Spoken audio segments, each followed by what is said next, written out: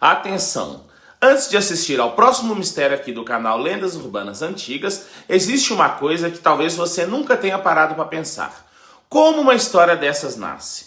Como uma simples ideia se transforma em uma casa abandonada, uma rua silenciosa, um personagem desaparecido ou um documento que parece ter sido esquecido pelo tempo?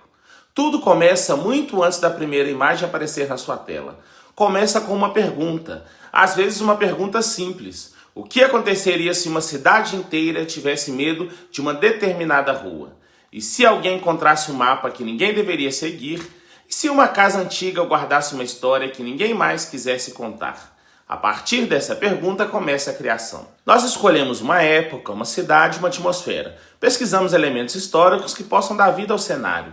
Depois criamos personagens, conflitos, pistas, suspeitas e reviravoltas. Mas existe uma diferença importante. Muitas histórias apresentadas aqui são narrativas de ficção inspiradas nos imaginários de lendas urbanas e na atmosfera de diferentes períodos da história brasileira. Quando o acontecimento não possui comprovação histórica, ele não deve ser confundido com o fato documentado. E isso faz parte da proposta aqui do canal. Aqui nós queremos contar histórias. Histórias que poderiam ter sido sussurradas em uma rua antiga, histórias que poderiam ter aparecido em uma carta esquecida. Histórias que fazem você imaginar como seria caminhar por uma cidade brasileira 100 ou 200 anos atrás. E sim, ferramentas de inteligência artificial também fazem parte desse processo de criação.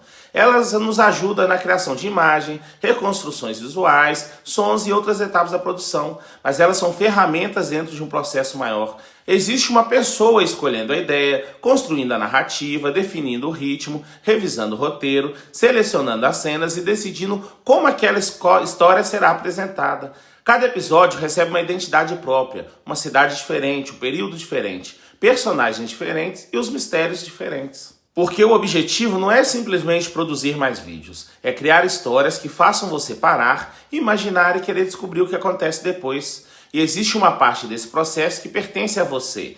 Nos comentários você pergunta, sugere uma cidade, cria uma teoria ou lembra uma história que ouviu da sua família. Uma nova possibilidade aparece. Talvez o próximo episódio comece justamente com uma dessas perguntas. Por isso, se você gosta de mistérios brasileiros, lendas antigas, cidades históricas e histórias para ouvir à noite, inscreva-se no canal Lendas Urbanas Antigas e continue participando, porque este canal não existe apenas para contar histórias, existe para manter viva a nossa curiosidade pelo passado. Afinal, toda grande história começa com uma pergunta, e talvez a próxima história do canal Lendas Urbanas Antigas comece com uma pergunta que você nem fez ainda.